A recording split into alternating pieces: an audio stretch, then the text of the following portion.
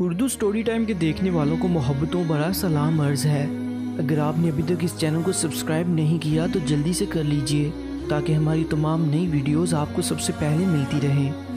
حضرت موسیٰ علیہ السلام سے ایک آدمی نے درخواست کی کہ اسے جانوروں کی زبان سکھا دیں تاکہ وہ ان کی باہمی گفتگو سمجھ سکے۔ حضرت موسیٰ علیہ السلام نے فرمایا اس بات کو چھوڑ دے کیونکہ اس میں کئی خطرات پوشیدہ ہوتے ہیں۔ قاعدہ ہے کہ جس بات سے منع کیا جائے اس کی طرف رغبت اور بڑھتی ہے۔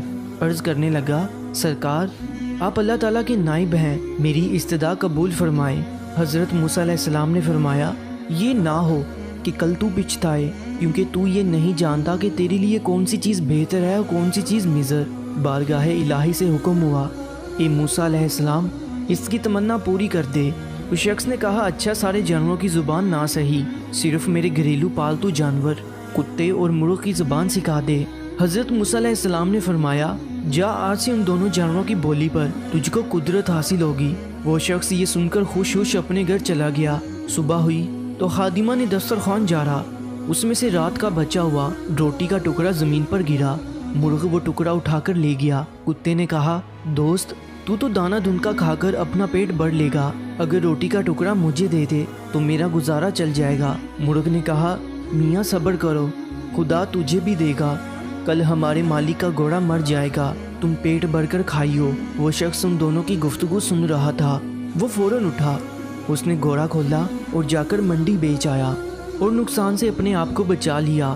دوسرے دن بھی روٹی کا ٹکڑا مرغ لے اڑا۔ کتے نے غصے میں آ کر مرغ سے کہا اے فریبی یہ دروغ گوئی کب تک چلے گی، تو جھوٹا ہے۔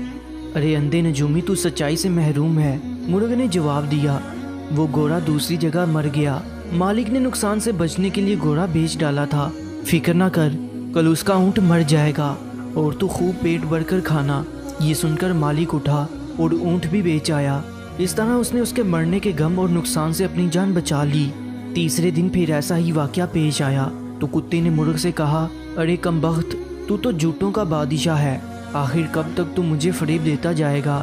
مرغ نے کہا بھائی اس میں میرا کوئی قصور نہیں، مالک نے اونٹ بیچ ڈالا اور اپنے آپ کو نقصان سے بچا لیا۔ مرغ نے کتے کو تسلی دیتے ہوئے کہا فکر نہ کر، کل اس کا خچر مر جائے گا، اسے صرف کتے ہی کھا سکتے ہیں، تم بھی جی بھر کر کھانا۔ مالک نے جب یہ سنا تو اس نے خچر بھی فروخت کر دیا۔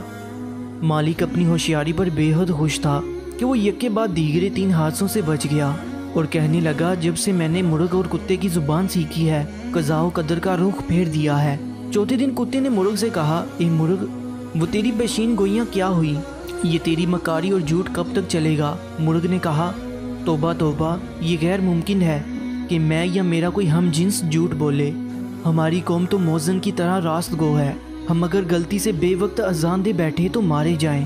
مالک نے اپنا مال تو بچا لیا لیکن اس نے اپنا خون کر لیا۔ ایک نقصان 100 نقصان کو دفع کرتا ہے، جسم اور مال کا نقصان جان کا صدقہ بن جاتا ہے۔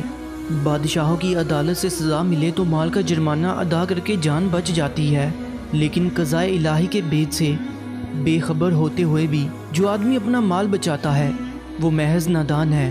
اگر وہی مال اس پر سے صدقہ ہو جاتا تو شاید اس سے بلا ٹل جاتی۔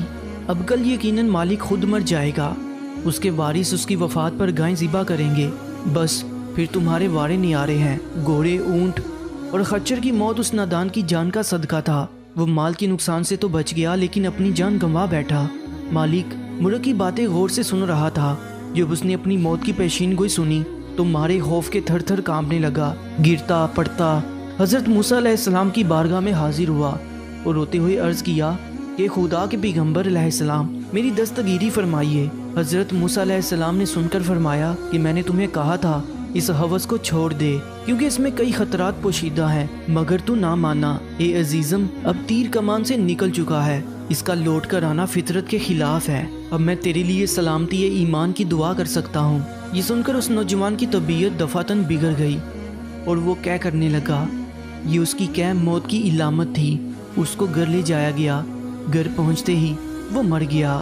پیارے دوستو اس میں درس حیات یہ ہے کہ انسان کو نہ کسی بیماری میں مایوس ہونا چاہیے اور نہ ہی کسی مادی نقصان پر زیادہ غم کرنا چاہیے۔ ہر بیماری اور نقصان میں کوئی بید ہوتا ہے۔ جسم کی بیماری یا مال کا نقصان کسی بڑی مصیبت کا صدقہ بن جاتا ہے اور اس کو ٹال دیتا ہے، مزید سبق آموز کہانیوں کے لیے اس چینل کو ضرور سبسکرائب کر لیجیے گا۔ اپنا بہت زیادہ خیال رکھیں، انشاءاللہ ملتے ہیں کہ نئی کہانی